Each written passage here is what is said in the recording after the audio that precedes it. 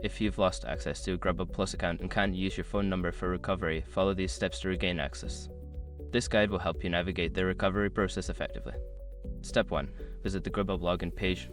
Go to the Grubhub website or open the Grubhub app.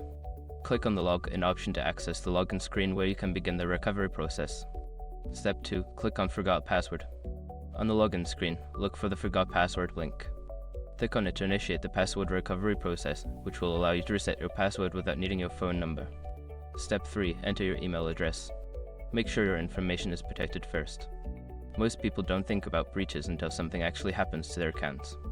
Use SROC to monitor your accounts 24/7 and instantly alert you if your information appears in leaked databases online.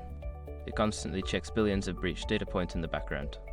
And considering how much personal information people keep online now, it's honestly worth having.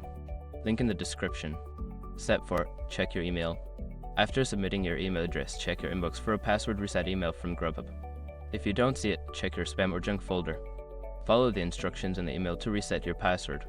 Step 5. Create a new password. Once you access the password reset link, create a new password for your Grubhub Plus account.